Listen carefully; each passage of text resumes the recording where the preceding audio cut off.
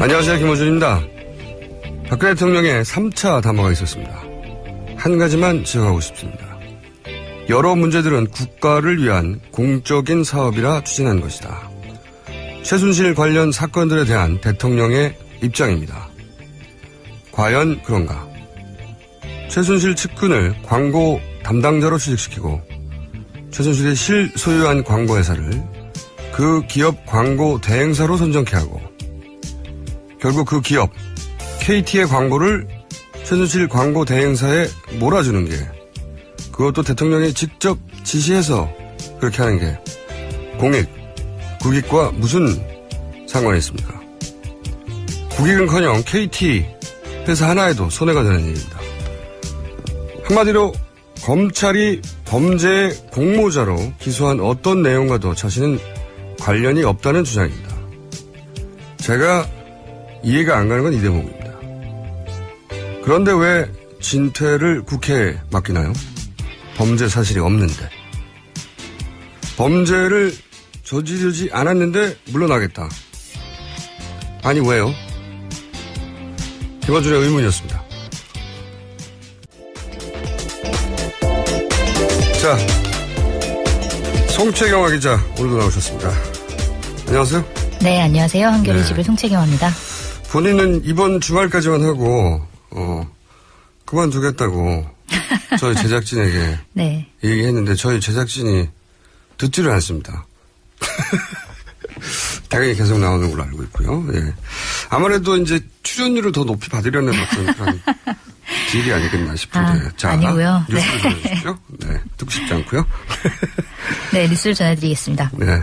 박근혜 대통령이 어제 3차 대국민 담화에서 임기 단축을 포함한 자신의 진퇴 문제를 국회 결정에 맡기겠다. 이제 이렇게 얘기를 했는데요. 이걸 두고 이제 시간 벌기용 아니냐 이런 비판이 제기되고 있고요. 특히 야3당이 12월 2일 이번 주 금요일에 탄핵안 표결을 이제 추진하겠다 이렇게 밝힌 상황이고 야당과 새누리당 비주류가 이제 탄핵에 대해서 서로 공감을 하고 있는 상황에서 이 탄핵 연대에 분열을 시키려고 하는 게 아니냐 이런 분석이 나오고 있습니다. 대통령 담화 이렇게 길게 분석할 필요가 없고요. 대통령 담화를 제가 듣다가 네. 한 3줄 정도로 정리가 되겠다 싶었는데 정리하면 이렇습니다. 전 죄가 없어요. 그렇죠. 네. 저한테 이러지 마시고 국회에서 싸우세요. 그런 거죠. 네. 그리고 헌법을 가지고 가능하면 오래오래 싸우세요. 네. 결론 나면 연락 주시고요. 안녕 이겁니다. 그럼 이만 총총총 이거거든요. 내용이 그건데 이건 친박의 마지막 승부수죠. 네, 친박이 전날에 사퇴를 해야 된다. 이렇게 얘기를 했고, 그러니까 착착 이렇게 진행이 된 거죠. 사실. 그렇죠. 박근혜 대통령의 담화를 하기 전까지. 왜냐면은 이제 여기서, 언론에서 분석한 거 말고 저 한 발 옆으로 가보자고요. 네. 예. 저희는 옆으로 가니까. 만약에 이대로 탄핵이 되면 친박 입장에서는 이후에 아무런 정치적 역할이 없어요. 본인들이. 네. 주도도 비박이 하고. 이 정치 세력에게 자신의 역할이 없다는 건 사실상 정치 세력이 소멸되는 거거든요. 아무런. 그러니까 여기서 키워드는 임기 단축이죠. 대통령의 담화에서 핵심 키워드 한 줄만 뽑아내면 임기 단축. 네, 맞습니다. 임기 단축이라는 거는 대통령이 임기 중에 스스로 물러나겠다 이게 아니라 임기 자체를 아예 줄여버리겠다. 이런 뜻으로 그렇죠. 해석되기도 하죠. 5년인데 예를 들어서 개헌을 해서 4년으로 네. 바꾸면은 탄핵이 아니어도 임기가 줄어드는 거 아니냐. 그런 네. 식으로 물러날 수 있는 게 아니냐. 근데 이게 네. 말이 안 되는 게 임기 개헌을 해도 그 대상은 다음 대통령부터고. 네. 일단은 이제 대통령 임기 연장에 대해서는 네. 개헌이 다음 대통령부터 적용이 되는 거고 임기 단축에 대해서는 사실은 정확한 게 규정이 없어서 없어요. 네, 네. 견해가 엇갈리고 있죠. 그래서 임기 자체에 대해서는 다음부터 아니냐. 이렇게 해석도를 하고. 네. 그리고 또 말이 안 되는 게 탄핵이라는 절차가 있는데 뭐하러 법을 그렇죠. 굳이 헌법을 고쳐서 이걸 해결합니까? 그리고 이게 범죄 혐의로 탄핵 대상이 됐는데 왜 국회가 나서서 개헌을 해주나요? 이것도 말이 안 되는 거예요. 말이 안 되죠. 네. 근데 어떻게든 탄핵의 전국을 개헌의 전국으로 바꾸려고 하는 거죠. 네. 그게 키워드인데 왜냐면은 이 비박을 지금 유혹을 해야 되잖아요. 친박 입장에서는 말을 들어야 되는데 비박은 개헌이란 단어만 들어도 귀가 쫑긋하거든요. 네. 쫄깃하거든요. 이미 벌써 김무성 의원도 불출마 선언을 하고 개헌을 강력하게 주장하고 있죠. 네. 이렇게 전국을 바꾸면 어떤 얘기냐면 실제 개헌이 되는 건 별로 중요하지 않아요. 더 중요한 건 뭐냐면 어차피 몇 달 이내 개헌이 안 됩니다. 사실은. 그렇죠. 다들 정당과 개파가 다 이해가 달라서 중요한 건 그게 아니고 이 과정에서 친박한테 딜을 할 수 있는 파워가 생긴다는 거죠. 이게 핵심이라고 저는 봅니다. 이게 왜냐하면 이런 과정에서 언제 어떻게 대통령을 퇴진시킬 것인가 이 결정 권한을 친박이 가지게 되는 거군요. 그걸 가지고 이 협상판에서 딜을 할 수 있게 되는 거예요. 네. 딜 파워 이게 키워드다. 어차피 대통령 위해서 하는 게 아니에요. 대통령의 정치적 생명은 진작에 끝이 났잖아요. 네. 본인들의 이제 정치적 그렇죠. 본인들이 친박이 살아나려고 하는 거죠. 친박이. 저는 친박은 이러는 게 당연하다고 봅니다. 오늘의 핫 주신 뉴스이기 때문에 처음부터 이야기가 길어지는데 친박은 이런 게 당연하죠. 어떻게든 살아남아야 되니까. 친박 속에서 가장 웃긴 코멘트는 그중에서 정진석 원내대표였어요. 네. 뭐라고 했는지 아십니까? 뭐라고 했나요? 사실상의 하야 선언이다. 이건 사실상의 하야 선언. 네. 처음 듣는 표현인데. 아니 이게 하야 선이면 풍선이 UFO입니다. 이게 말이 됩니까? 모기가 전투기지. 어쨌든 친박은 전 이러는 게 이게 하야 선언이야라고 이제 포장하고 개헌으로 넘어가자고 비박을 붙드는 거죠. 네. 그건 저는 당연한 액션이라고 보는데 웃기는 거는 오히려 비박 쪽이라고 봅니다. 김무성 전 대표가 결연하게 얘기했지 않습니까? 자신의 인생에서 가장 후회되는 게 박근혜 대통령을 만난 거예요. 네, 그랬었죠. 비박들은 절대 탄핵해야 한다더니 솔깃합니다. 솔깃 쫑긋. 네, 벌써 좀 비박 안에서도 의견이 좀 갈리고 있다 이런 얘기들이 나오고 있죠. 왜냐면은 이 개헌 이야기 친박 쪽에서 임기 단축 얘기를 꺼냈단 말이죠. 근데 임기 단축을 하려고 개헌을 할 거면 기왕에 개헌 얘기 나온 거 이제 체제 개편 내각제 얘기까지 하자 이렇게 몰아가는 거죠. 이렇게 솔깃. 원래는 제3지대에서 국민의당과 네. 연대하고 그래서 한로를 모색하려고 했는데 그게 이제 요즘 쉽지가 않아요. 좀 스텝이 꼬였어요. 그래서 솔깃한 거예요. 저쪽으로 가는 게 개헌에 유리하나? 네. 근데 그러니까 이제 12월 2일 날 원래 하려고 했다가 12월 9일까지 일주일만 더 말미를 달라는 거예요. 네. 비박 쪽에서 그런 식으로 얘기를 했죠. 국회에서 협상을 하되 협의가 안 되면 12월 9일 탄핵 절차를 밟겠다. 그 사이에 이제 일주일간 계산기를 두드릴 시간을 달라는 거죠. 네. 어느 쪽이 유리한지 협상을 해보겠다. 좀 너무 얄팍해요. 아니 바로 하루 전까지만 해도 절대 탄핵을 얘기하다가 솔깃? 이게 기가 쫑긋? 이게 너무 웃깁니다. 저는. 그러고도 아무렇지도 않게 계속 비장한 얼굴을 하는 게. 네. 자, 여기서 저희가 여기까지 기본적인 정리인데 거리로 나가지고 시민들 반응을 따봤어요. 어떻게 생각들 하시는지 그걸 한번 들어보겠습니다. 꼼수고요. 변명밖에 안 됐죠. 실망스러웠어요. 그냥 한마디로. 그러니까 국민들이 원하는 게 아닌데 듣고 싶은 얘기가 아니었어요. 저는 동정은 좀 됐어. 혼자의 힘으로 할 수 없는 일이었겠지 하는 측은지심도 조금 발동을 했고. 국회 모든 걸 좀 떠넘기고 자기는 좀 시간이 필요하다 뭐 이런 의미인 것 같기도 하고. 정신을 못 차리지 않았나. 대통령으로서 그 이상 할 말이 없잖아요. 잘못한 점을 시인했잖아요. 답답해요. 화가 나는 걸 넘어서서 그냥 아주 그냥 꽉 막힌 것 같이 답답하죠. 벽 보고 얘기하는 것 같고 오늘도 대국민 담화라고 했는데 전혀 국민들의 얘기는 들은 것 같지 않고 진짜 너무 창피하고 화가 나지. 그냥 국민 갖고 노는 것 같기도 하고. 너무 뻔뻔하다는 거죠. 리더로서. 대한민국에 산다는 게 부끄러울 정도가 되는 거죠. 빨리 내려오세요.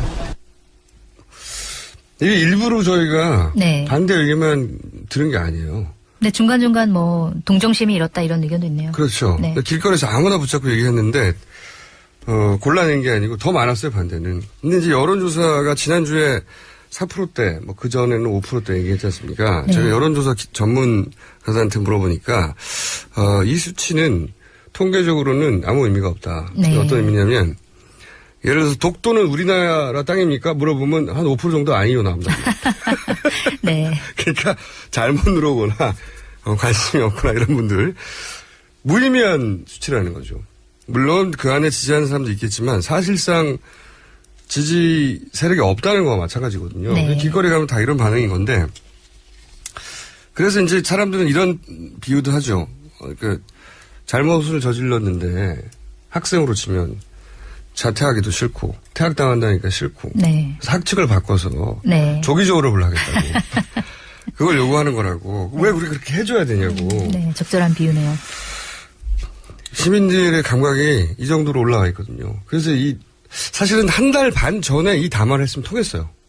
그랬을 수도 있겠죠. 네. 네. 바로 상황 정리가 되고 통했는데 이 욕심에 다들 버티다가 여기까지 온 겁니다. 어떤 말을 해도 통하지 않는 상황까지. 여기 대해서 또 야당들의 반응은 어떻습니까? 네, 더불어민주당, 국민의당, 정의당 등 야3당이 이제 대통령의 담화는 탄핵을 피하기 위한 꼼수다 이렇게 비판을 하고 예정대로 12월 2일 탄핵을 추진하겠다 이렇게 밝혔습니다. 문자에 이런 게 있네요. 네. 박근혜 대통령은 내려오라고 해도 안 내려오고 송책기자는 있으라고 해도 계속 내려오려고 하고 참네. 죄송합니다. 야당 반응은 뭐 당연하죠. 네. 그러는 게. 그런데 뭐 12월 1일 탄핵을 추진하겠다고 밝히긴 했지만 사실상 비박이 탄핵 추진에 이제 같이 의결을 해줘야 되는데 지금 흔들리고 있으니까 12월 2일보다는 12월 9일에 뭔가 해결이 되지 않겠나 하는 의견도 나오고 있는 거죠. 그게 이제 국민의당의 포지션이죠. 국민의당 네. 특히 박지원 원내대표는 본인은 비박과 연대해서 제3지대를 꾸려보겠다는 천명을 이미 했으니까요. 네. 근데 비박이 이쪽으로 움직이니까 9일까지 기다려주자. 네. 이게 이제 국민의당 입장이고. 네, 맞습니다. 민주당 입장은 비박과 연대할 생각이 없으니까 그냥 12월 2일 해야 된다. 강경하게 나가고. 네. 여기서 이제 정의당 입장은 어떤지 저희가 오늘 다시 한번 연결해 볼 생각입니다. 왜냐면 양당의 입장은 나왔거든요. 정확하게. 정의당이 소수당이다 보니까 언론들이 다뤄주질 않아요. 입장이 뭔지. 그래서 저희가, 심상준 대표님한테 직접 연결해 볼 생각이고. 네. 근데 어쨌든 이 담화에서 가장 재밌는 개인적으로. 네. 키워드는 그거죠. 단 한순간도 사익을 추구하지 않았다. 난 잘못이 없다. 네. 잘못이 없는데 왜 내려가냐. 제 질문은 그겁니다. 잘못이 없으면 계속 있어야죠. 근데 잘못이 없다 쭉 얘기하고 그러나 내려가겠습니다.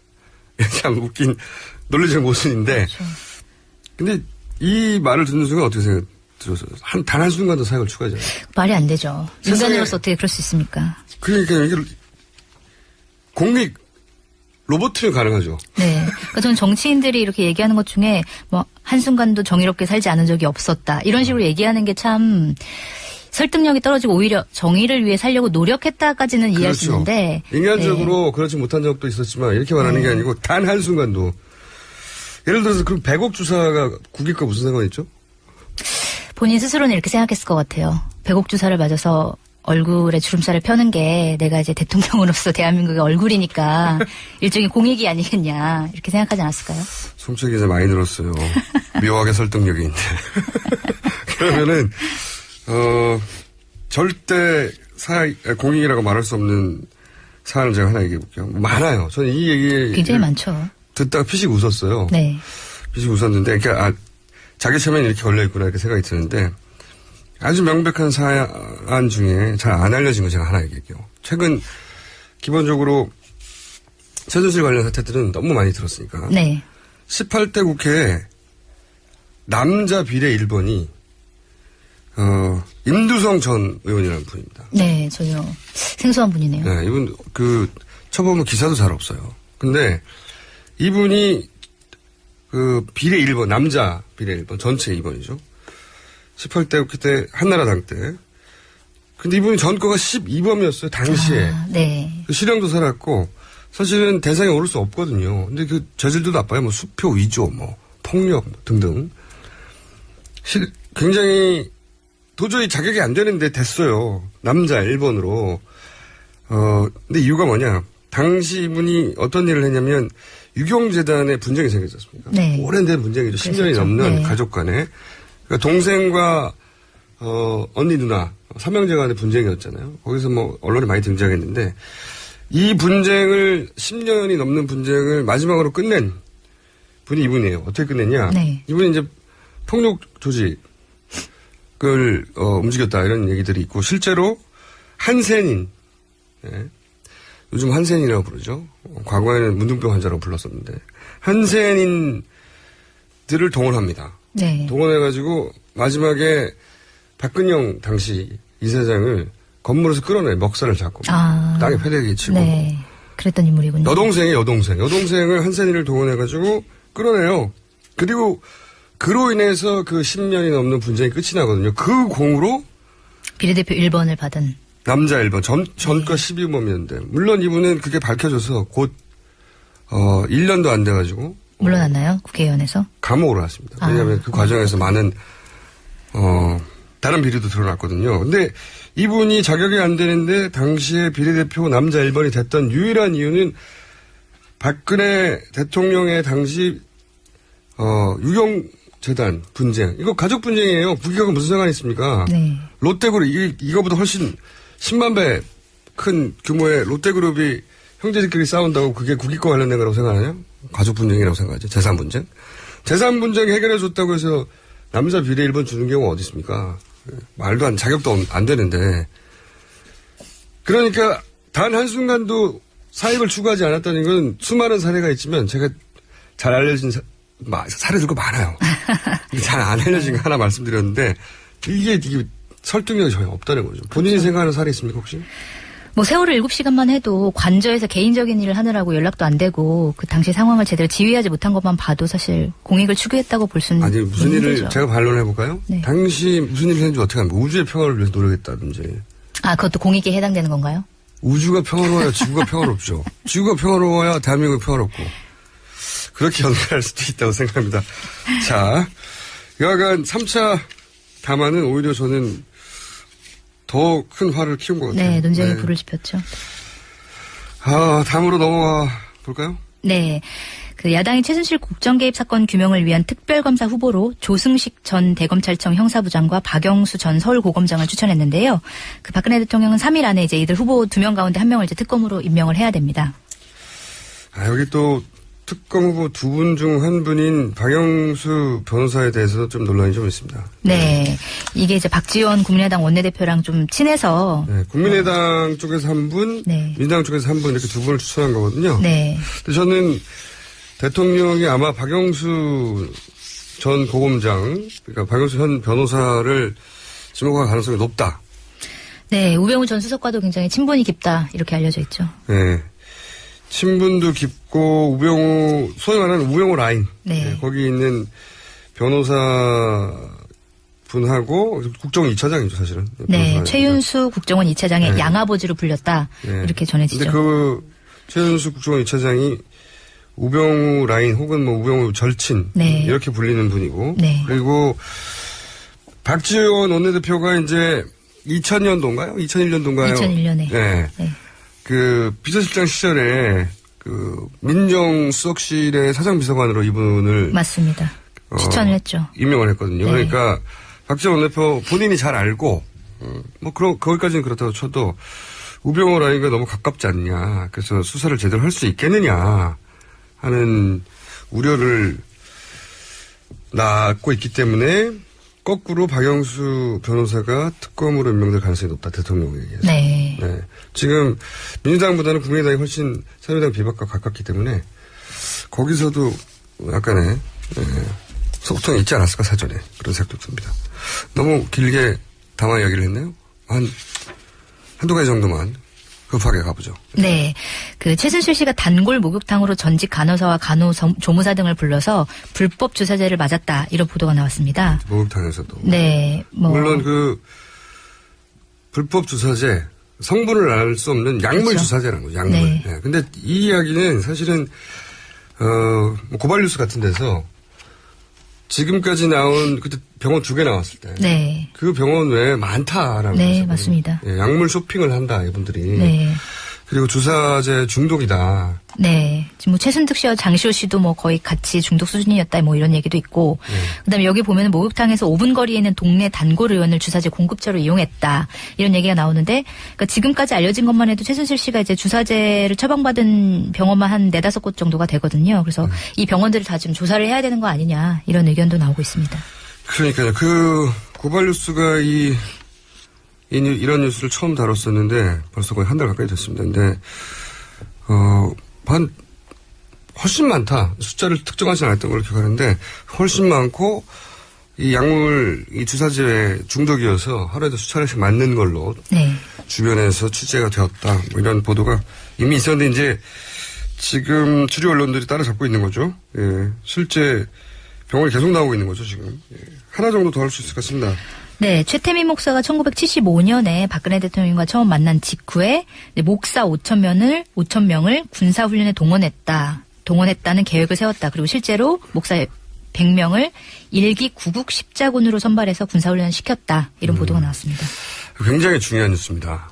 굉장히 중요한, 개인적으로, 이 주신 뉴스가 늦게 나왔네요. 굉장히 네. 중요한 뉴스라고 보는 게, 지금까지의 통설을 있잖아요. 최태민 씨, 지금, 40년 가까이 인연이고, 네. 온갖 이야기들이 다 나오고 있는데, 지금까지 통설은 유경수 여사 사망 이후에 편지를 보냈고, 그 편지를 보고 만났고, 네. 만나서 인연이 시작되었고, 이거잖아요. 네, 맞습니다. 네. 그런데, 그렇지 않다는 이야기도 이제 나오기 시작했거든요. 그러면 언제부터? 연도는 불분명하지만, 어제 저희가 정두원 의원하고도 네. 얘기를 들어보면, 유경수 여사 생전에 네. 이미 불러서, 경호원들 체면수를, 네. 경호원들을 상대로 체면술 시범을 보였다. 이런 이야기. 또는 네. 박근영 씨를 통한 이야기인데, 신동욱 총재가 그런 이야기를 했었죠. 어머님 살아계실 때, 네. 유경수 여사, 어머님 살아계실 때 분명히 받고 저런 사람을 조심해야 한다고 말했었다고 네. 그런 이야기도 나왔었고요. 그런 거 이외에도 최태민 목사가 아니죠. 최태민 씨의 네. 예, 의붓아들 진술 중에 조모 씨의 진술 중에 조순재 씨요? 보면 네. 조순재 씨 말고 또 그분이 좀 복잡하지 않습니까? 네. 또 의붓아들이 있습니다. 네. 최모 씨. 의붓아들의 주장에 의하면, 조모 씨죠. 주장에 의하면 그 이전부터 알았다. 최태민 씨를. 네. 최태민 씨가 일제 순사 출신인데 그 시절부터 이미 그쪽과 알았다. 그런, 주장들이 있습니다, 주장들. 네. 지금 누구도 입증할 수 없는데, 근데 이제 이거는 정황으로서, 이게 단순히 박근혜 대통령 어린 시절 시대에 빠져 있는 네. 조실 부모에서 시대에 빠져 있는 분에게 편지를 보내서 이게 아니고 보세요. 군사훈련에 동원됐다잖아요. 네. 박근혜 대통령 그 당시 영예 20대 그렇죠. 23살. 영예가 군을 움직일 수는 없는 겁니다. 군사훈련을 하려면 박정희 대통령의 지시 없이는 불가능한 거예요. 사실. 그러니까 박정희 대통령 여기 보면은 그 구국선교단 그리고 네. 그 내용에 보면 멸공 이런 게 적혀 있거든요. 네, 맞습니다. 그림이고. 네. 게다가 최태민 당시 본인이 목사라고 주장한 분은 1년 전까지만 하더라도 태자마마라고 서울 지역에서 유명한 소위 무당으로 활동을 하고 있었어요. 그런 네. 기록도 남아있고요. 이미.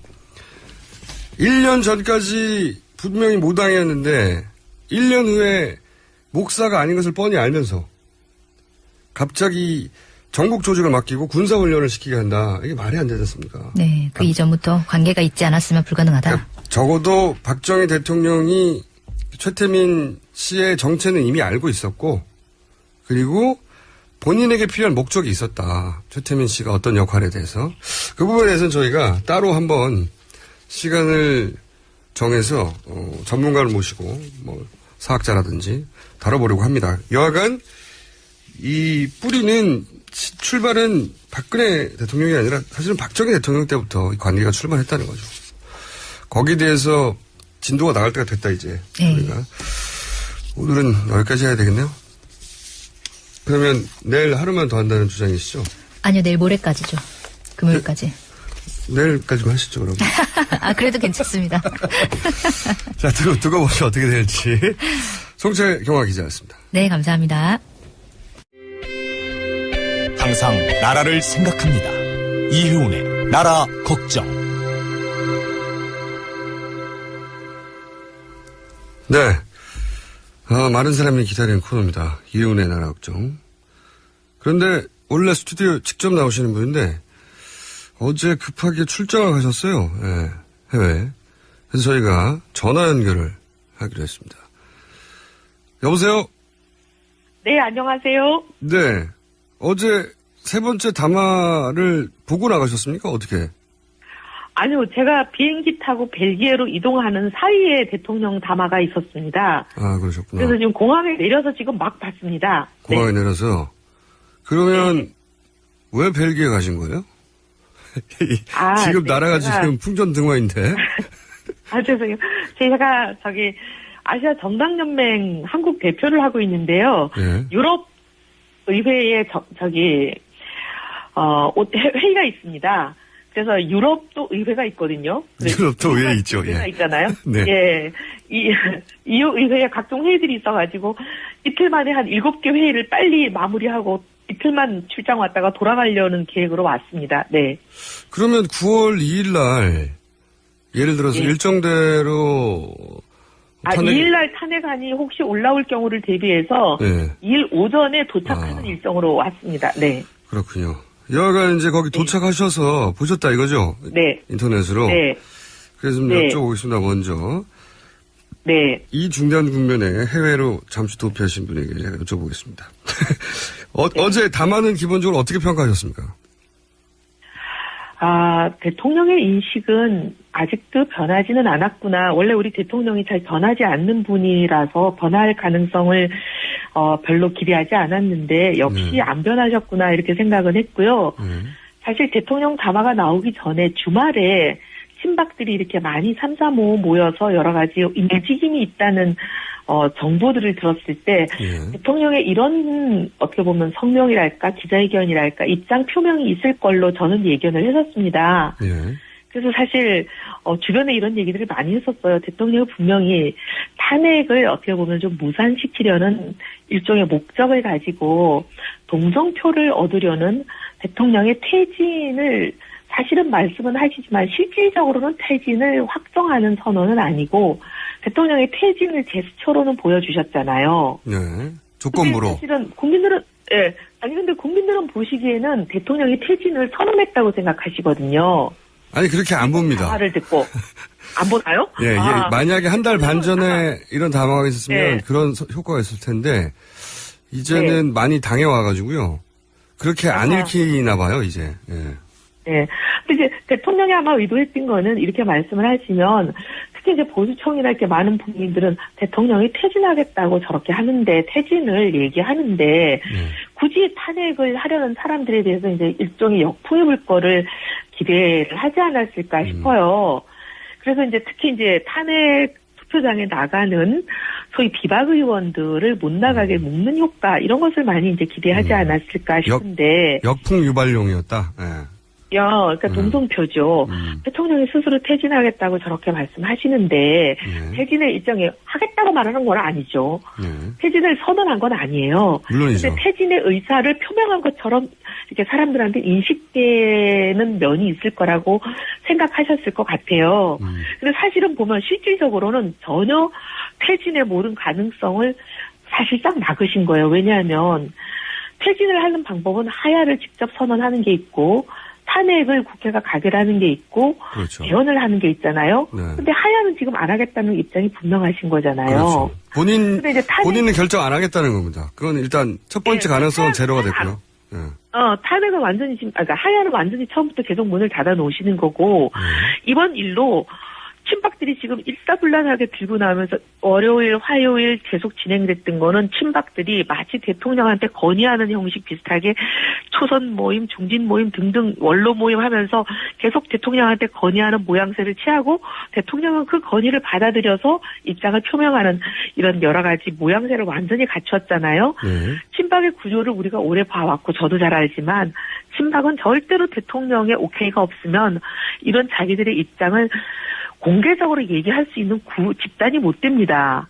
그러니까 대통령하고 다 이미 합의가 됐기 때문에 건의하는 것도 공개적으로 나오는 거거든요. 모습이. 이미 대통령하고 대통령의 오다가 있었든 대통령과 합의가 됐든 어쨌든 얘기가 다 됐기 때문에 건의하는 모양도 공개적으로 나오는 거예요. 이미 다 되고 나서 이제 나온다는 얘기는 그리고 이제 친박들은 일사불란하게 지금 대통령 얘기가 있자마자 뭐라 그러냐면, 대통령이 하야 선언을 했으니까 탄핵 절차는 중단해라 이렇게 나오잖아요. 그렇죠. 가장 큰 목적이 뭐죠? 대통령의 이제 이 성명 자체가, 기자회견 입장 표명 자체가 탄핵 절차를 무산시키기 위한 거라는 게 여기서 드러나는 거죠. 네, 첫 번째 목적이 그거죠. 탄핵을 일단 무산시키고. 네, 무산시키는 거고, 그 다음에 이제 중요한 발언이 있으신데, 네. 법 절차에 따라서 그러니까 퇴진이 아니에요. 퇴진이라고 자꾸 생각하시는데, 퇴진이라 그러면 아예 대통령이 물러나는 걸 전제로 하시는 입장 표명이라고 사람들이 오해를 하는데, 진퇴라고 그러셨어요. 진퇴라는 거는 물러난다는 게 전제되어 있는 게 아니에요. 앞으로 나갈 수도 있어요. 물러나지 않을 가능성은, 그럼요. 물러나가지 않는 거를 상당히 가능성을 열어놓고 있는 거예요. 그러면서 법 절차라고 하신 거는 뭐냐면 개헌을 하라는 압박용이거든요. 그렇죠. 최순실 사건으로 사과를 하시기 바로 전날이죠. 개헌의 얘기를 하셨잖아요. 이 최순실 국면을 개헌으로 돌파하려고 한번 시도를 하신 적이 있는데 또 개헌을 시도하시는 거예요. 옛날에도 개헌을 반대할 때 줄기차게 말씀하신 게 개헌은 블랙홀이다. 국정에 관한 모든 이슈를 다 빨아들이는 블랙홀이기 때문에 개헌이 나오면 모든 게 다 죽어버린다. 그렇게 말씀을 수없이 하셨잖아요. 반대하실 때.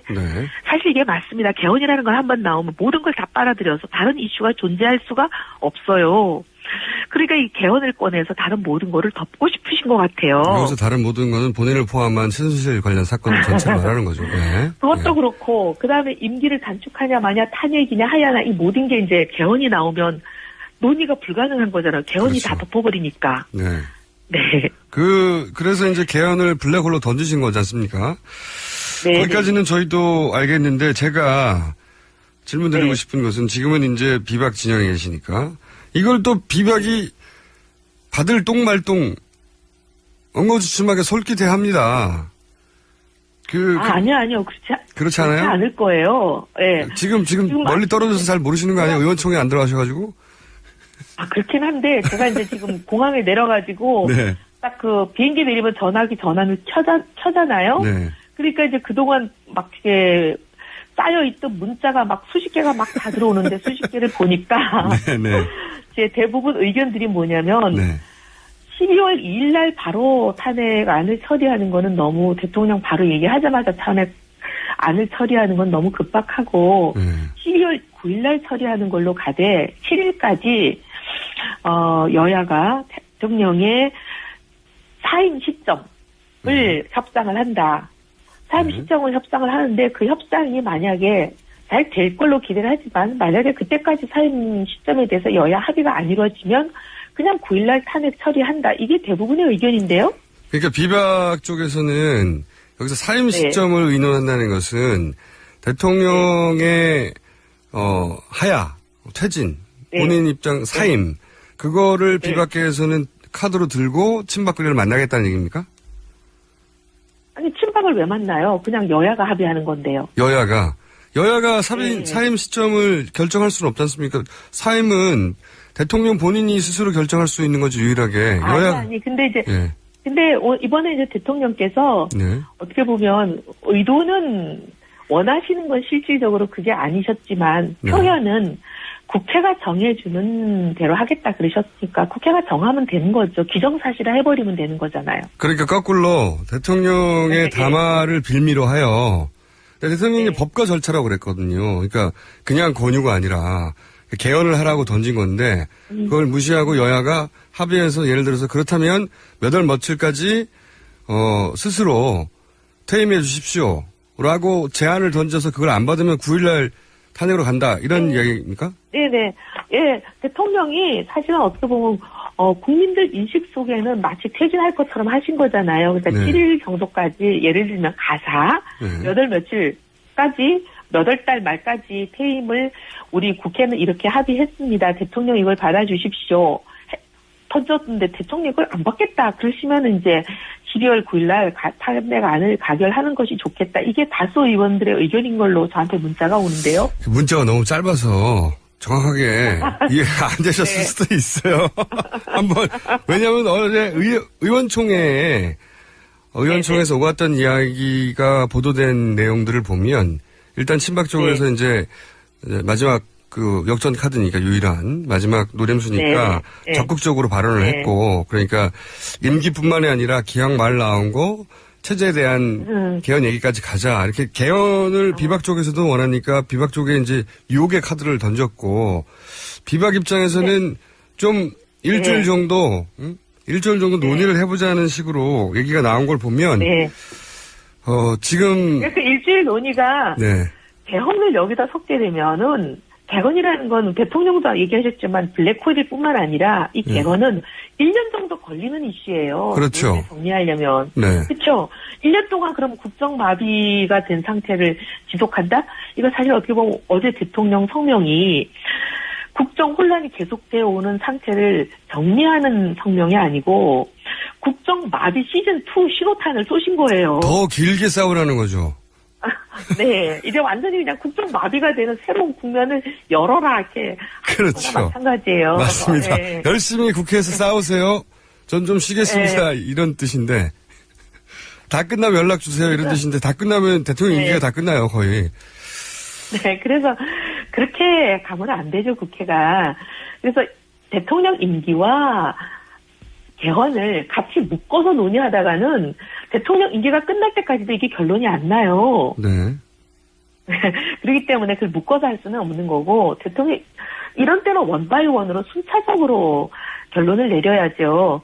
임기부터 먼저 여야가 결론을 내리고 그다음에 대통령 임기 문제가 결론이 나고 나면 이제 개헌 문제를 논의하든지 하는 거죠. 의원님은 9일까지는 기다려줄 수 있다고 그렇게 생각하십니까? 9일은 원래 하기로 한 마지노선이잖아요. 왜냐하면 12월에 국회 본회의가 9일이 마지막 날이에요. 네, 그건 저도 알고 있는데. 9일 이후에는 본회의가 없기 때문에 9일 안 하면 이제 끝나는데요? 네, 제 말은 뭐냐면. 9일이 데드라인이에요, 데드라인. 제 말은 2일날 추진하자고 하는 게. 2일날 하기에는. 2일날 하기에는 이제 대통령이 오늘 이걸 던졌는데 바로 하게 되면 너무 야박해 보이잖아요. 2일 하나, 9일 하나, 일주일 차인데. 사실 뭐 9일 하는 것도 일주일 더 주면 덜 야박한가요? 어차피 대통령을 탄핵하는 마당인데 하루속히 빨리 하는 게 낫지 않습니까? 그래서 이제 여야 합의하는데 좀 시간이 걸리잖아요. 대통령한테 한번 공을 더 한번 줘야죠. 국회가 이렇게 한번 합의하려고 노력했고 시점을 합의를 봤는데 대통령이 이거 받으세요라고 한번 해주는 것도 나쁘지 않지 않겠어요? 어쨌든 지금 의원님은 그 비박들이 흔들리는 건 아닐 것이다 이렇게 생각하시는 거죠? 초반에는 대통령이 너무 이렇게 예상치도 못하는 상상을 초월하는 이렇게 핵폭탄을 탁 던지잖아요. 이게 지금 이렇게 국회를 분열시키는 핵폭탄을 탁 던지니까 처음에는 이게 뭔가 해갖고 우왕좌왕 했을 수는 있을 거예요. 근데 이게 시간이 지나면 진의를 알게 되잖아요. 그래도 국회의원들도 IQ가 3자릿수는 될 텐데, 그러면 이제 진위를 파악하고 나면 이게 또 제자리로 돌아오겠죠. 의원님, 갑자기 궁금해졌는데요. 네. 이제 본회의 마지막 날인데, 9일날, 그때 만약에 친박, 의원들이 필리버스터를 하면 어떻게 됩니까? 네. 차수 변경하면 돼요. 차수 변경하면 됩니까, 그때는? 네. 차수 변경하면, 지난번에도 차수 변경했잖아요. 차수 변경하면 되고, 그 다음에 친박들은 분명히 이렇게 할 거예요.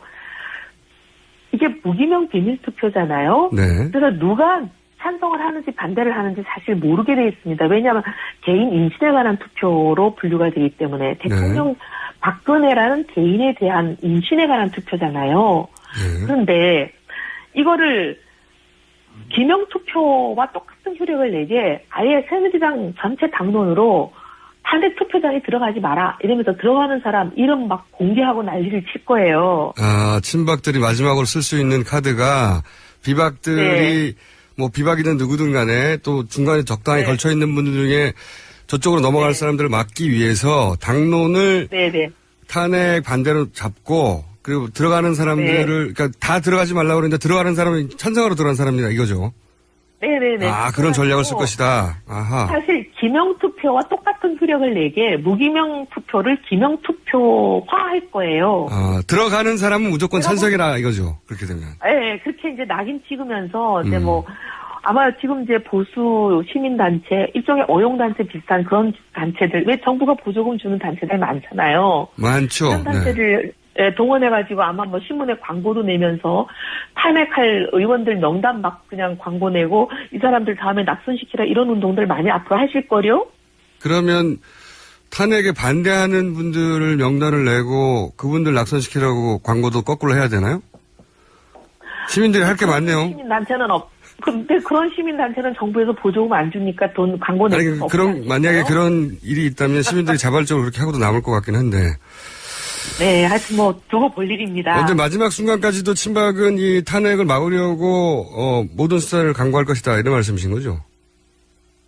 저는 주말에 친박계 여러 모임들이 몇 개 중진 모임, 초선 모임, 또 원로 모임 등등 하면서 모여가지고 요 만들어낸 대통령의 입장 표명이 일종의 탄핵 무산용 시나리오라고 그렇게 다 해석이 되지 않나요? 그렇죠. 마지막 노림수. 이거가 넘어가 버리면 사실상 친박은 흔적 없이 와야 되는 거 아닙니까? 그죠. 역할도 없어지고. 네. 그래서 뭐든지 해야 되는 건데 제가 이제 친박의 의도는 명확한데 제가 궁금한 것은 언론이 지금 대부분 비주류가 흔들린다, 뭐 넘어가고 있다, 혹은 뭐 망설인 사람이 있다, 또 강경 발언하는 사람들 중에도 대통령의 진위를 뭐 충심을 이해한다, 뭐 이런 식의 어중간한 발언으로 바뀐 사람들이 많은데 이게 단순히 언론 인터뷰용인지 아니면 정말로 흔들리는 건지 아니면 친박 쪽에서 당연히 비박의 지도부에다가 예를 들어서 김무성 전 대표 같은 분에게 어떤 카드를 던졌을 거란 말이죠. 이렇게 하는 게 어떻겠냐고. 본인도 솔깃할 뭔지는 모르겠습니다.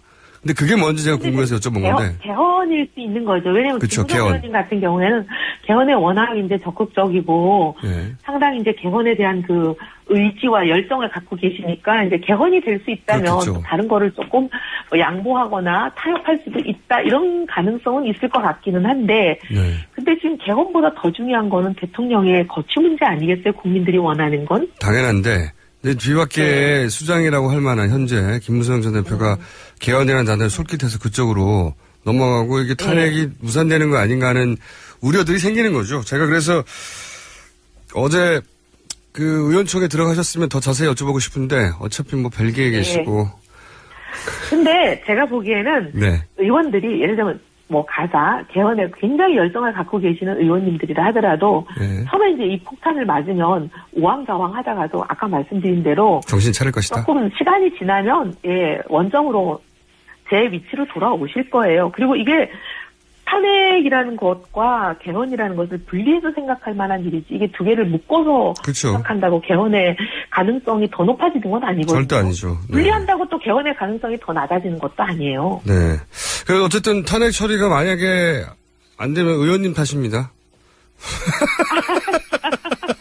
의원님이 걱정 말라고 하셨으니까. 네. 벨기에에서 모두 뚫어오시는 수가 있어요. 잘못하면.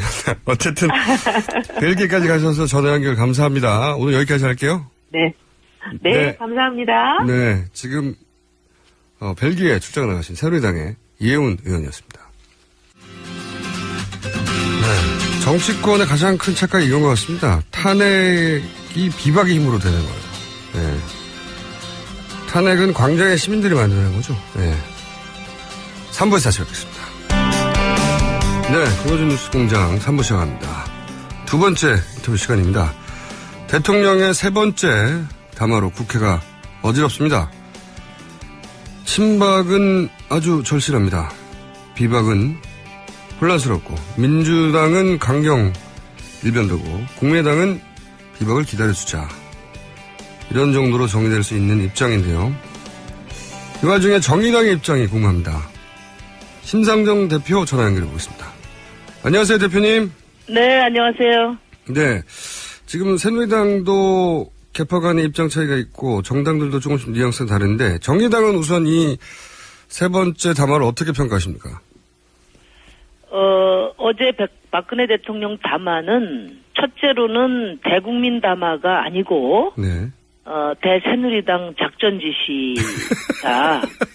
두 번째는 너무 좋아하시네요. 두 번째는 임기 단축 개헌 카드 내줄 테니까 국회 탄핵 가결을 막아달라. 그렇죠.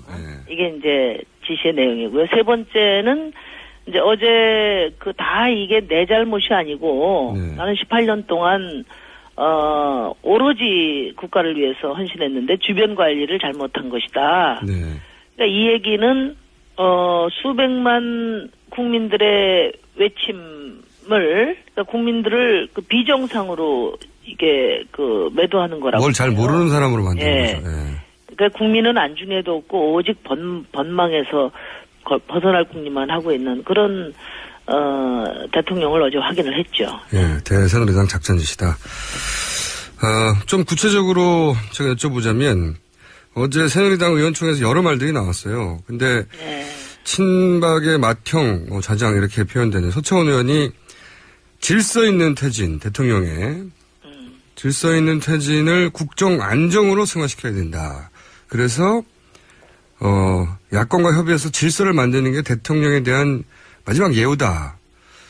이게 이제 아마도 친박의 마음을 정리해서 한 발언인 것 같아요. 어떻게 평가하십니까? 이런 말에 대해서. 그러니까 정말 이분들이 집권 여당에 실세로 있다는 게 너무나 우리 국민들이 불쌍한 거죠. 국민에 대한 마지막 도리가 아니라 대통령에 대한 마지막 배려를 이야기하는 아직도 지금 그 고민을 하고 있잖아요. 근데 임기를 포함한 진퇴 문제를 국회 결정에 맡기겠다 어제. 이제 발언의 진위를 좀 생각해 볼 필요가 있습니다.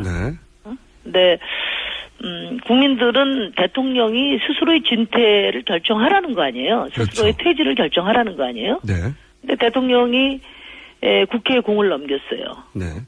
최순실이 없어서 자신의 진퇴조차 결정 못하나, 진짜 묻지 않을 수가 없고요. 어제 그 취지는 저는 이렇게 봅니다. 나는 대통령직에서 물러날 만큼 잘못하지 않았다. 그러니까 탄핵은 가당치 않다. 두 번째는 그런데 어쨌든 시끄러우니까 여야가 새누리당 친박이 참여하는 협상을 통해서 물러날 방법을 논의해 봐라. 그래서 임기 단축을 안을 합의에 가져오면 그 정도는 내가 받아들일 수 있다. 그런데 그 합의가 쉽지 않을걸? 이 얘기. 이 얘기라고 봅니다, 저는. 요즘 독심술 연습하시는 것 같기도 하고. 아니, 그게 아니라, 우리 어제 너무 현란하게 이렇게 꼼수가 들어가 있다 보니까, 국민들이 좀 헷갈려요. 좀 해석을 해줄 필요가 있죠. 맞습니다. 새누리당이 헷갈리는 척하고. 헷갈리는 척하는 겁니까? 그러다 보니까 이제 국민들이 너무 헷갈려서 제가 좀 쉽게 그 의도를 해석을 해드리는 겁니다. 이건 어떻습니까? 지금 비박계에서는 이제 논의를 좀 해봐야 된다. 논의를 해봐야 되니까 최소한 일주일 더 가자. 9일날 하자. 이렇게 얘기하고 있거든요. 민주당은 이제 비박과 연대 대상이 아니라고 스스로 생각하니까 민주당 입장에서는 강경하게 2일날 가겠다고 하고 또 국민의당에서는 기다려주자. 비박이 없으면 안 된다. 이런 입장이에요. 정의당에서는 어떤 입장입니까? 이제 오늘 최종 결정은 10시에 3당 대표 회담을 통해서 이제 결정을 하겠습니다만 이제 첫째로는 어제 대통령 담화가 탄핵 교란을 위한 담화 아니겠습니까? 탄핵 D-Day -3일 되는 시점에 탄핵을 코앞에 두고 특히 비박계를 교란하기 위한 담화입니다. 이 얘기는 뭐냐면 대통령이 탄핵을 회피할 수 있는 시간을 하루라도 더 벌어줄 필요성이 없다. 그러니까 하루라도 빨리 서둘러야 될 필요성을 오히려 확인시켜 준 거다. 그렇게 보고요.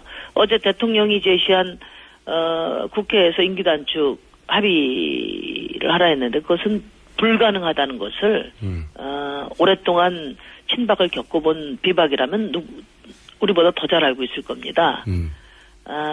그래서 저는 비박이 어제 대통령 담화로 흔들리거나 마음이 바뀐다면 그동안 비박의 반성문은 진정성이 없었다는 것을 스스로 인정하는 그런 결과가 될 것이다.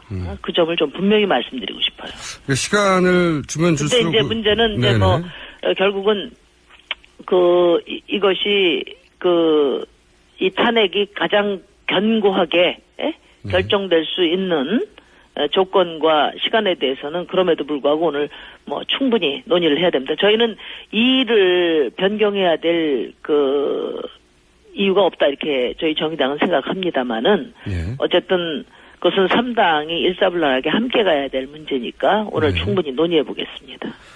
그러니까 일단 기본적으로 국민의당은 9일까지 기다려주자는 이야기가 이미 나왔으니까 민주당과 정의당은 2일로 하는 게 맞다가 기본 입장이신 거네요. 근데 원래 이제 저희가 2일과 9일을 봤잖아요. 네, 9일은 마지막이어서 저희는 9일이고. 사실은 2일을 세게 이야기했지만은 그때도 비박계는 9일을 계속 주장을 했었습니다. 그래서 저희가 이제 이 결정의 견고성을 고려해서 비박계 입장들을 충분히 고려해보자 이런 얘기를 하던 중에 이제 대통령 담화가 나왔는데 대통령 담화가 나오니까 오히려 더 늦춰서는 안 되겠다. 거꾸로. 이런 문제인식을 많이 갖게 된다고 봐요. 국민들도. 시간을 주면 줄수록 딴 생각을 하게 되니까. 네네. 무슨 일이 벌어질지 상상을 초월하는 그런 일들이 계속 벌어지니까. 그런데 이제 그 점과 관련해서는 책임있게 담보될 수 있는, 조건이나, 합의나 이런 것들이 점검이 돼야 될 겁니다. 2일날 만약에 본회의에 붙였다가 부결되면 그 다음은 어떻게 됩니까? 다시 한번 9일날 시도합니까? 부결되지 않도록 해야죠. 만약에 그렇다면요, 만약에 그렇다면 사실. 이 일은 너무나 엄중한 일이기 때문에. 네. 가정을 해서 말씀드리기는 곤란합니다. 그래요. 뒷감당이 쉽지 않다. 그렇게 왜냐하면, 국민들이 이제 국회를 향해서. 아마 횃불이 날라오지 않을까 이렇게 생각이 되고요. 근데 이제 문제는, 지금 어제 제가 비박계 한 분하고 통화를 해보니까. 어제 대통령의 담화에 대해서. 국민들이 어떻게 받아들이고 있는가를 확인할 필요가 있다. 이런 얘기를 했어요. 그러니까 실제 그 담화의 목적 자체가 혹시 숨어 있을지 모르는 혹은 동정심을 가지고 있을지 모르는 분들을 좀 자극해서 지지율을 좀 끌어올리고 탄핵 반대 여론을 좀 만들어내고 그런 의도가 있었는데 실제 그렇게 여론이 움직이는지 좀 보고 싶다. 그렇죠. 이게 대통령의 꼼수에 여론이 움직이는지를 보고 싶다. 그러니까 그 얘기는 3일 날.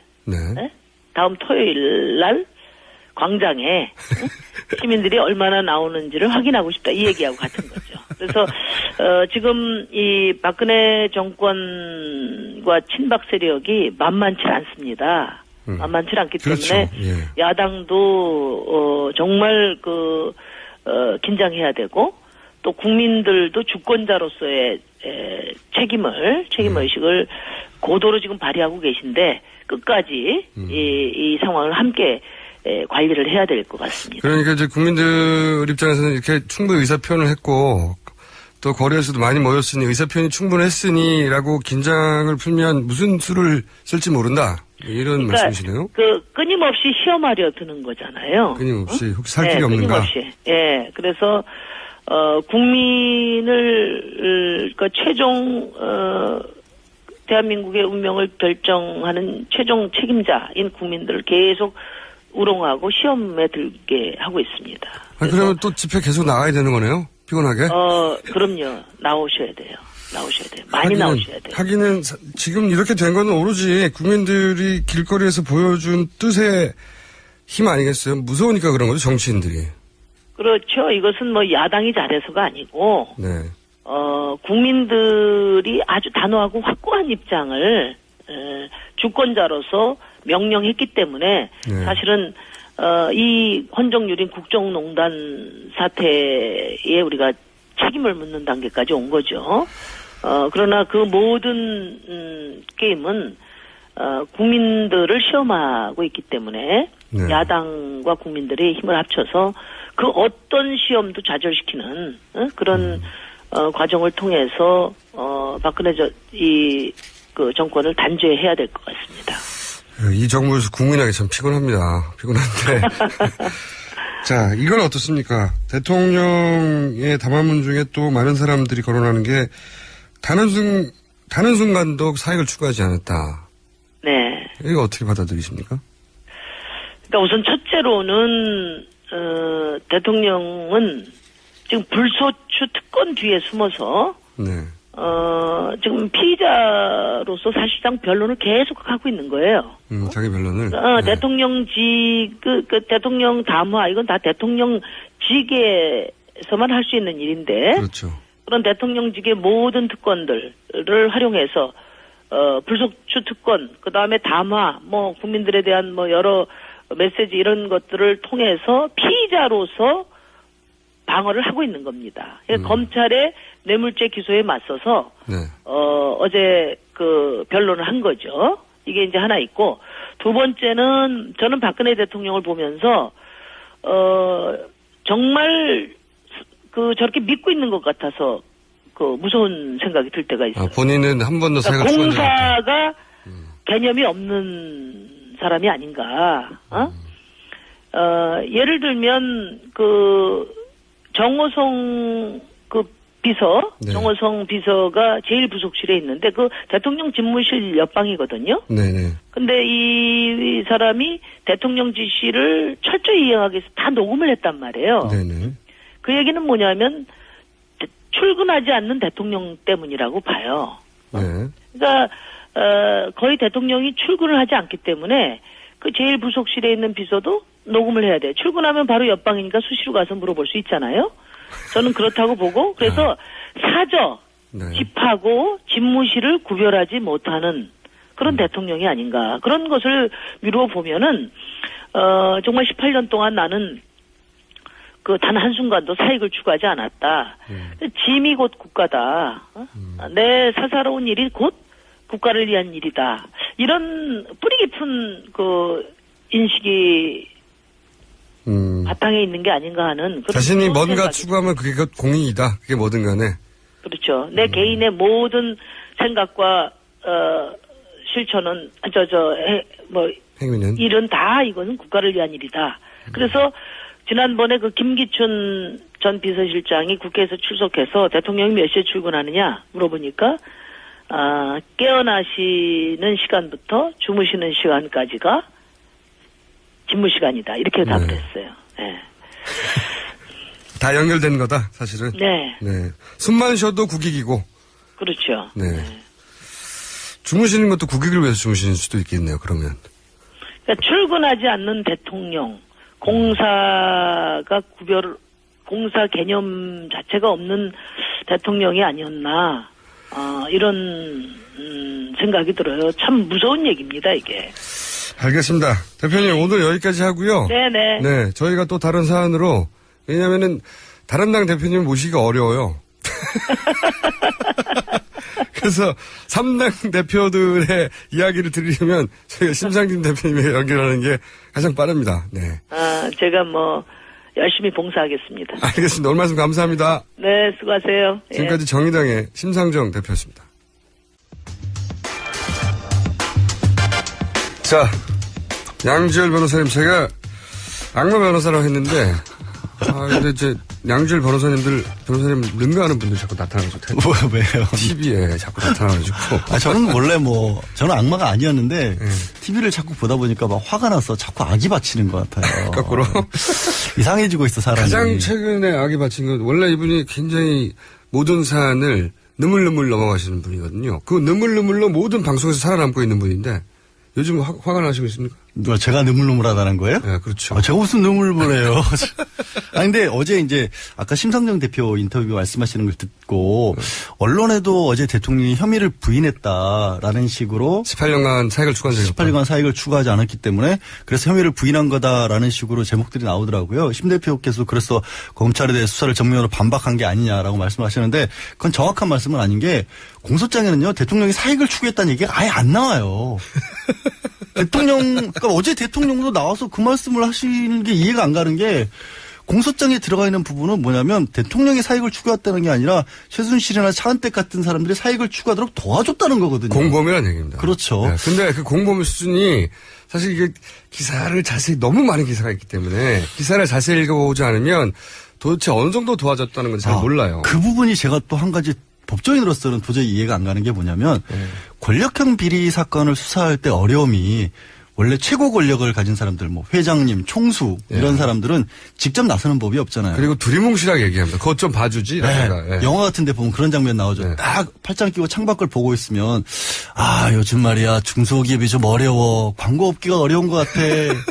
이런 얘기 딱 한마디 흘리면 그러면 밑에 사람들 진짜 어디 중소기업 누가 있지 막 찾아가지고 그리고 보고도 구체적으로 안 하잖아요. 그렇죠. 그리고 알아서 한 다음에 그러니까 나중에 뒤탈이 나도 난 모르는데 그렇죠. 그렇게 돼야 되는데 나중에 가서 이제 잘 해결되었습니다 그러면 아무 말 없이 아무 말 없고 다른 얘기하고 다른 얘기하시고 이게 보통 그 최고 권력이 올라간 사람들의 그러니까 행태죠. 수사가 안 되는 거거든요. 못 사실. 잡아내는 거죠. 못 잡아내는 건데 이번 사건의 공소장을 보면은 이해가 안 가는 부분이 있어요.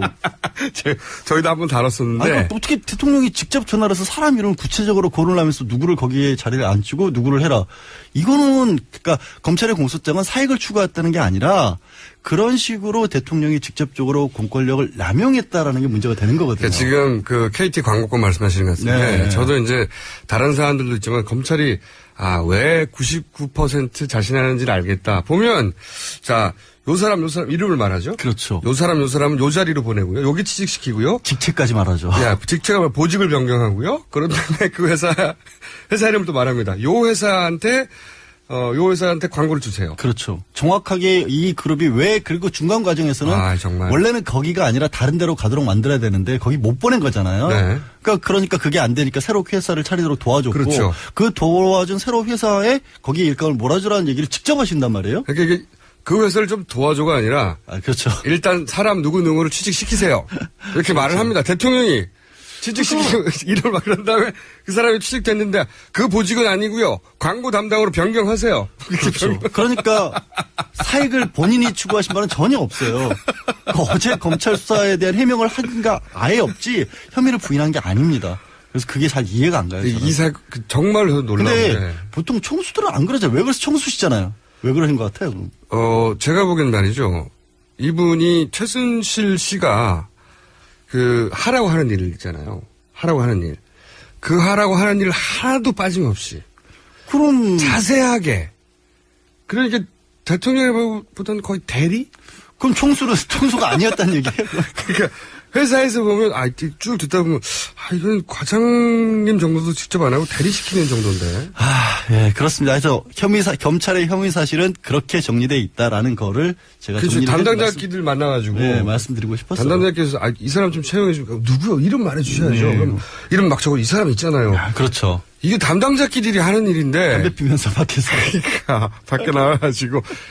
보직을 좀 병력해 주셔야지. 이러면 광고 안 나오잖아요. 그러면 이거를 대통령이 직접 했다는 거 아닙니까? 그렇죠.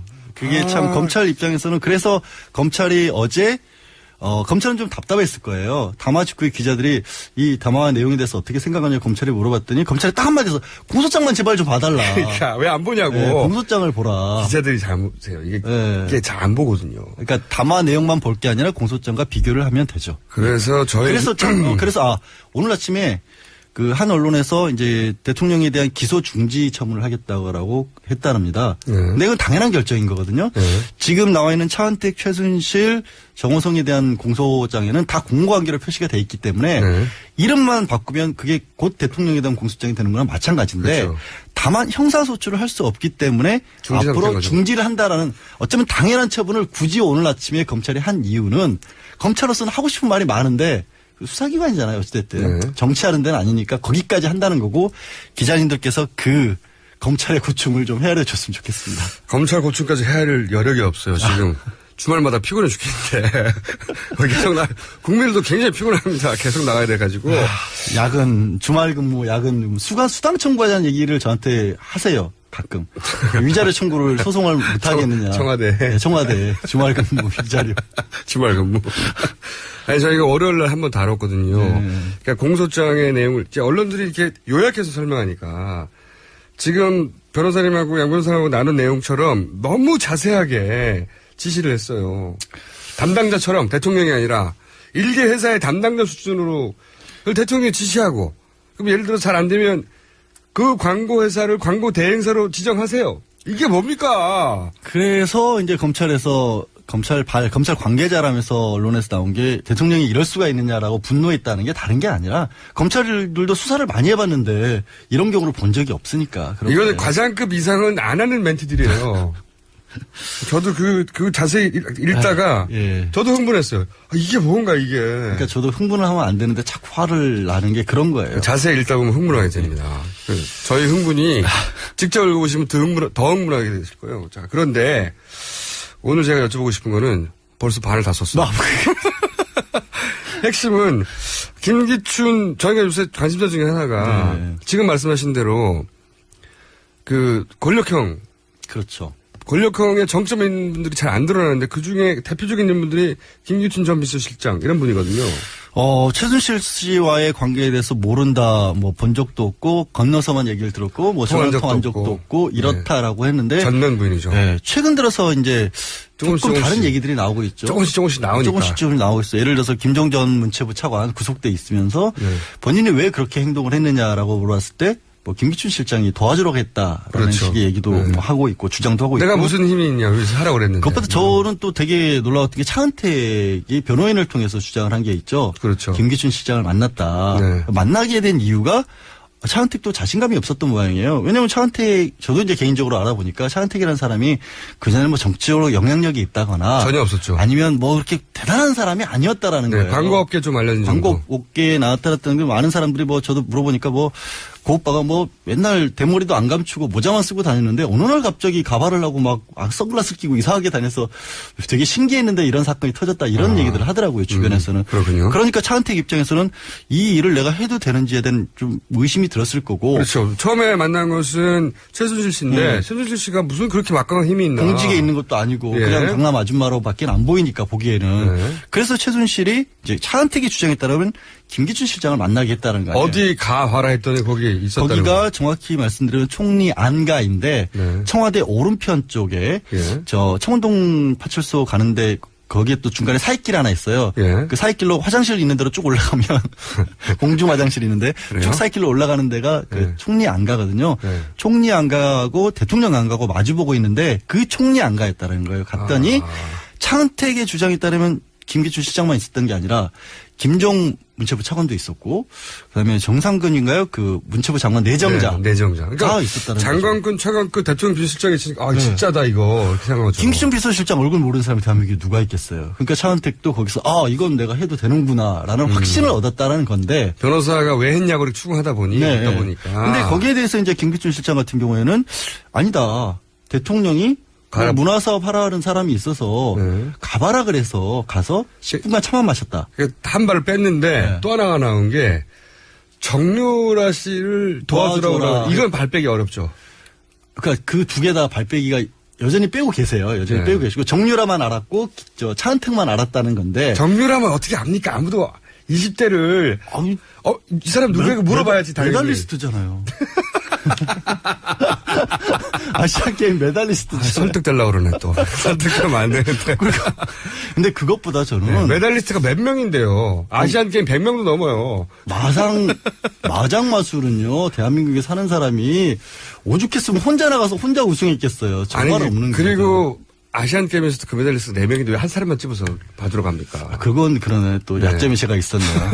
그 다음 약점이 뭐냐면 차은택이 그렇게 와서 대통령의 문화융성 사업을 도와주라고 해서 한 거라면 문화융성 사업이 지금 말하는 것처럼 미르재단 사업이잖아요. 결국에는. 엄청난 기업들이 출자를 하게 한 사업이고 대통령이 느닷없이 문화융성 사업을 핵심 사업으로 대통령 취임하자마자 끼워 넣었던 건데 대통령이 비서실장이 그 부분에 관심이 없었다는 게 말이 안 되잖아요. 말도 안 되죠. 그러면 그 중요한 문화융성 사업을 김기춘 실장 입장에서는 또 차은택이 완전히 듣도 보도 못한 사람인 거잖아요. 그럼 이 사람은 누구랑 연관된 사람이냐를 안 알아보고 그냥 당연하죠. 시키니까 가서 10분만 참아 그리고 마셨다. 정유라 씨가 누군지도 모르고. 그러니까. 20대도 그때는 20대도 아니야. 10대. 그렇죠. 10대 때 정유라 잘 돌봐주라 그러니까 나는 잘 돌봐줘야지. 타가소입니까? 그러면 그 말씀이 스스로 그렇게만 말씀을 하면 말이 안 되잖아요. 굉장히 어떻게 보면 시키는 일만 하는 어떻게 보면 역량이 없는 비서실장처럼 비춰질 수가 있는데 차라리 그 스탠스를 취한 것 같아요. 내가 차라리 관심이 없고 역량이 없던 사람이었다라고. 그러니까 그게 오히려 지금 시점에서 낫다고 생각할 수도 있는데 그렇죠. 만약에 그게 뭔가 문제가 있다면 근데 지금 설명드리면서 이제 하나씩 의혹이 나오고 있지만 문제는 구체적인 거. 예를 들어 좀 전에 우리가 시작할 때 박 대통령이 하셨던 것처럼 전화 걸어가지고 두 사람 이름 말하면서 취직시키고 보직 변경하라고. 그런 부분이 아마 김기춘 실장이 뭔가 관여를 했더라도 나오기는 어려울 거예요. 이분이 보니까 역사를 보니까 40년 이상 그렇죠. 권력의 핵심 혹은 주변부에서 꾸준히 살아났고 단 한 번도 처벌을 받지 않았거든요. 대단한 최고 지위만 누렸었고 법무부 장관을 30대에 하셨던가요? 그런 분이기 때문에 그리고 검찰총장도 하셨고 수사 전문가잖아요. 네, 비서실장도 하셨고 모든 내용을 다 알고 있기 때문에 대공수사국장도 하셨고. 네. 그러니까 이분은 어떻게 피해가는지에 대해서는 전문가인 거죠. 그렇죠. 사실은. 제가 궁금한 것은 지금까지 드러난 것으로 검찰이 의지가 있다면 수사에서 혹시 아주 작은 혐의라도 제가 말씀드린 부분만 본다면 이게 안가에 정말로 만약에 그런 모임이 있었는지 일단 확인을 해야 할 필요는 있을 것 같아요. 현장 검증 같은 걸 하면 누구 말이 맞는지 어느 정도 나오거든요. 그러면 그 이후부터 그렇게 했는데 만나고 나서 그러면 대통령이 도와주라고 지시를 했으니까 뭘 했는지는 했을 거 아니에요. 그러니까 저는 수사 의지가 있으면 사실. 네, 수사 의지가 있으면 그거는 물어볼 수 있다는 거. 차만 마시고 끝났으면 대통령 말도 안 들은 거잖아요. 잘 봐주라고 했는데. 그러니까 잘 봐주라고 했는데 뭘 했느냐를 찾아봐야 한다는 거죠. 그렇게 하나씩 풀어나가다 보면 이번 사태 전반적인 사건의 특징 중에 하나를 저는 보는 게 뭐냐면 시대가 많이 바뀌었죠. 네. 물증들이 남는 시대가 됐어요. 맞아요. 휴대전화 녹음되죠. 네. 태블릿 PC 남죠. 위치 추적되죠. 네. 이런 것들이 나올 수밖에 없는 시대거든요. 근데 이게 검찰이 사실은 뒤지면 나올 수 있는데 안 뒤지겠다는 거 아닙니까 지금. 강력한 의지를 좀 촉구를 해야 될 필요성이 있는 그렇죠. 상황이고. 저희 방송이 그래서 쭉 관심을 가져온 검찰의 수사 의지가 과연 있는 것인가 제대로.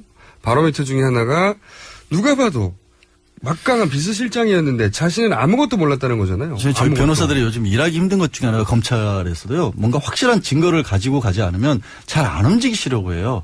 예전과는 좀 달라지신 것 같아요. 그분이 그 증거를 언론이나 뭐 다른 데서 찾아서 가져다 주면 어쩔 수 없이 움직여야 돼요. 언론은 수사기관 아니기 때문에. 아니 이번 사건 시작도 언론에서 했잖아요. 근데 의혹과 정황을 제기하는데 그게 모든 언론이 다 달라붙으니까 너무 많은 정황이 나오니까지 명백한 물증이 나와서 그런 건 아니거든요. 하다 보니까 나왔잖아요. 이렇게. 그렇죠. 근데 그러니까 김기춘 비서실장은 검찰이 다룰 생각이 없는 것 같아요. 의지가 없는 것 같아요. 그죠? 그렇게 봐야 할까요? 근데 최소한의 수사는 해야 하지 않을까요? 이렇게까지 말씀을 드리고 있고 누구나 국민들은 최근의 사태를 보면서 틀림없이 한 축을 맡았을 것이라고 보는 게 상식이라고 생각을 할 거 아니에요. 아니시라고 생각을 하시면 김기춘 비서실장이 조금 전에 저희가 말씀드린 거 있죠. 그러면 얘기를 듣고 어떤 일을 했다. 아예 그럼 대통령 얘기를 그냥 무시했다라고 하시던가. 만나보라고 해서 만나봤는데 10분 만에 난 나와버렸다 그냥. 네, 대통령 말을 무시했다 나는. 그렇게 하든지. 아니면 뭘 도와줬는지. 그러면 김기춘 비서실장이 검찰 소환이 최소한 소환조차 안 된다면 그것은 모두 양지열 변호사의 책임이다. 그게 또 왜 내 책임이야? 왜 또 저를 악에 바치게 만드세요? 다음 주에는 그러면 저희가 우병우 전 민정수석 바라보기로 했고. 다음 주에 무슨 사건이 있을지 몰라요. 일주일 내에 양지열 변호사는 이 수사를 하도록 만들어주세요. 김기춘 비서실장에 대해서. 아이고, 예, 알겠습니다. 가보겠습니다. 네. 다음 주에. 다음 주에 결과를 지켜보겠습니다. 못해요. 지금까지 양지열 변호사였습니다. 감사합니다. 고맙습니다. 자, 불친절한 AS. 제가 발음이 항상 이래요. 오왕성 씨가 대통령 담화는 담화가 아니라 방화입니다. 네. 여기 라임이 맞네요. 9344. 아까도 한번 말씀드렸는데 이런 문자 계속 오고 있습니다. 대통령은 내려오라는데 안 내려오고 송채경화 기자는 있으라고 하는데 내려오고 송채경화 기자를 위한 신청곡 있을 때 잘해요. 신청곡까지. 이런 문자를 뭡니까? 7436. 초딩인데 졸업이 얼마 남지 않아서 아쉬워요. 여친이랑도 헤어져야 되고요. 초딩, 학생 라디오 꺼요. 안 맞는 라디오 채널 딴 데로 돌리세요. 여기까지입니다. 자, 지난주에 홈런 하나 치셨습니다. 지난주가 기억나신지 모르겠는데 워낙 요새 사건이 많이 나가지고 지난주가 비아그라 사건의 원년이 되는 그 당일날이었어요. 그때 이번에 나오셔가지고 비아그라하고 삼극인 과일 주스, 자몽 주스를 말씀하시는 바람에 빵 터졌습니다. 과학하고 앉아있네 과학 팟캐스트 1위 원종호 씨 나왔습니다. 안녕하십니까? 안녕하세요. 네, 최근 계속해서 저희가 이제 전국에 등장하는 현상들을 과학으로 풀어보는 시간을 가졌는데 오늘은 뭡니까? 네, 사실 어제 대통령 담화 관련해서 뭔가 이야기를 하고 싶었어요. 네. 근데 도저히 과학하고 연결시킬 건덕지가 없더라고요. 교묘한 정치 공학은 보이는데 제가 좀 기초 과학에 가깝고 공학에 약합니다. 심령공학으로 풀어야 되는 문제인 것 같더라고요. 네. 그래서 좀 촛불 이야기를 준비해봤어요. 촛불이요? 네. 일단 얼마 전에 그 JTBC에 소개돼서 화제가 된 촛불 집회 인원 계산법. 있었잖아요. 예. 이제 한 공학도가 하도 논란이 많으니까 아예 이 촛불을 과학적인 분석을 통해서 측정해 보겠다면서 굉장히 근거 있는. 그렇죠. 네. 이분이 이제 서울시립대 물리학과의 박인규 교수님이고. 학생이 아니라 교수님이었어요? 교수님입니다. 교수님 요즘 할 일이 없나 보네. 예, 직접 코딩도 하시고 그러셨어요, 이거 하느라고. 교수님인지 몰랐습니다. 네, 그리고 성균관, 저 박인규 교수님이요. 네. 서울시립대 물리학과. 박인규 교수님. 그리고 성균관대 신소재공학부의 원병묵 교수님도 같이 또 다른 작업을 이어서 하셨고요. 다들 교수님이세요. 네. 그분은 두 번째 교수님 무슨 일을 하셨습니까? 그러니까는 처음 박인규 교수님은 이제 촛불의 수를 세면서 어떻게 셀 것인가 그걸 이제 계산을 했고 그렇죠. 사진을 판독을 해서 단위 크기로 자른 다음에 그렇죠. 그 안에 들어간 발광체의 숫자를 세면서 뭐 전체 도로의 면적을 세고 이러면서 이제 쭉 따져서 이게 뭐 100 몇십만 넘는구만 이렇게 나온 거죠. 그런 식으로 나온 거고요. 원병묵 교수님이 이제 유동 인구, 그 이동 속도, 유동 속도 이런 걸 계산해가지고 한순간이 아니고 전체적으로 얼마나 있었으면 추산해내고 뭐 이런 식의 작업, 물리학 작업이에요 이게 다. 그렇죠. 이걸 해서 화제가 됐는데. 그래서 그분은 결론이 어떻게 났나요? 그분도 주최 측이 훨씬 더 사실에 가깝다. 사실에 가깝다. 네. 그렇죠. 경찰 수사하고 주최 수사기 뭐 거의 10배 가까이 되니까요. 그러니까요. 네. 근데 이제 이런 물리학자들이 본인의 전공을 살려가지고 숫자 세고 있는 거죠. 네. 어쨌든 과학의 합리성과 힘을 알리는 기회가 된 것 같아서 전 자랑스러운데, 더 강조하고 싶은 거는 이 두 분을 제가 개인적으로 알고. 그렇군요. 박인규 교수님과는 어제도 저녁을 같이 먹었어요. 원병묵 교수님은 종씨다. 종씨다. 이런 점을 더욱 강조하고 싶고요. 이게 뭐하고 관련된 과학이죠, 이게? 그러니까는 일종의 통계물리 계통이죠. 아니, 본인이 관계가 있다는 거. 저는 이분들하고 그냥 아는 사이라는. 생명과학입니까? 뭐 어쨌든. 네, 어쨌든. 촛불은 뭡니까, 오늘은? 네, 오늘은 이제 이야기를 하려는 게 아니고, 우리 새누리당 김진태 의원께서 바람이 불면 촛불은 꺼진다를 마련하셨잖아요. 그렇죠. 그래서 과연 100만의 촛불을 끄기 위해서는 어떤 바람이 어떻게 불어야 되나?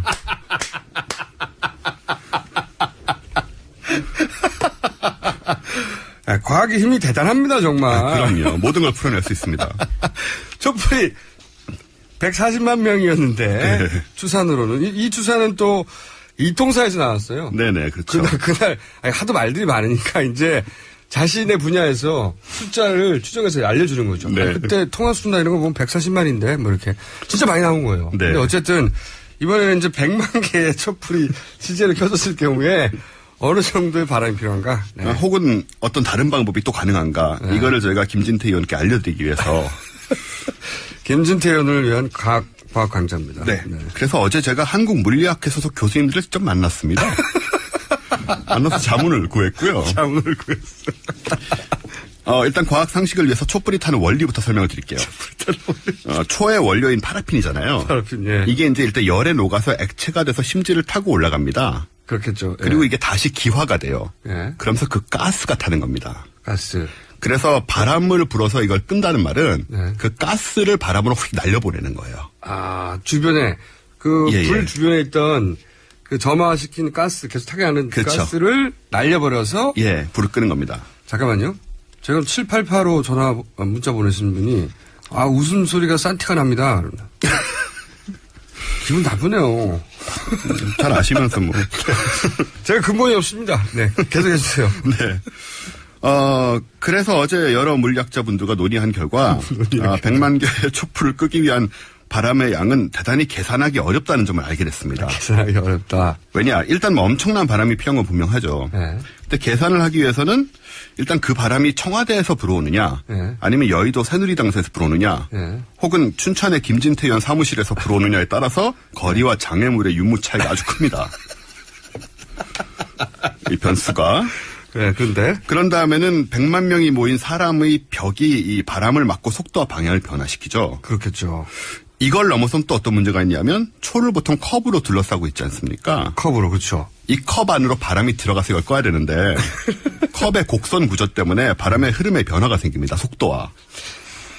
컵도 다 모양이 다르고 또 불꽃과 컵의 높이 관계가 달라요. 어떤 컵은 좀 높고 어떤 컵은 낮잖아요. 물리학자들끼리 모여가지고 진지하게 얘기했다는 거죠. 예, 어제 얘기했어요. 계산하면서. 네, 여러분은. 계산이 어려운데 막 그러면서.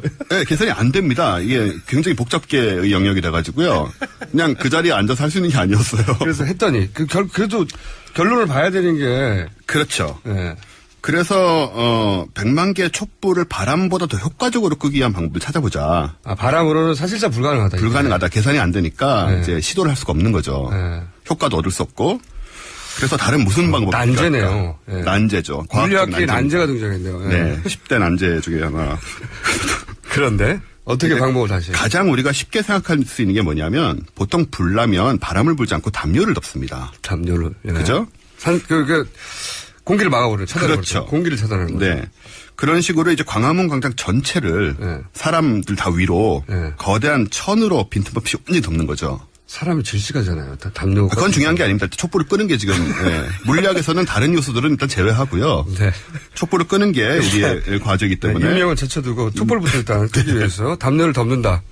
그러면 이제 내부에 산소가 고갈되면서 한편으로는 사람이 숨으로 이산화탄소를 내뿜지 않습니까?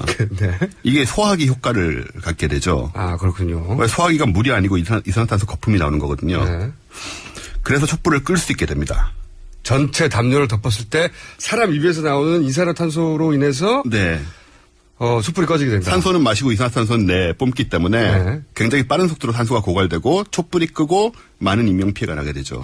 많은 인명피해가 나게 된다. 그게 얼마나 촛불이 얼마나 담요가 필요합니까? 일단 광화문 광장이 한 10만 제곱미터 된다면서요? 그래요? 네. 그 정도, 그거보다 이상 필요합니다. 이렇게 공기가 안 들어오게 옆을 다 덮어야 되니까. 그렇죠. 기술적인 어려움이 분명히 있습니다. 기술적인 어려움이 근데 이거는 이제 과학자들이 논할 문제가 아니고 촛불을 끌려는 쪽에서. 네. 공학적인 접근을 하셔야 될 것 같고요. 말을 하시죠.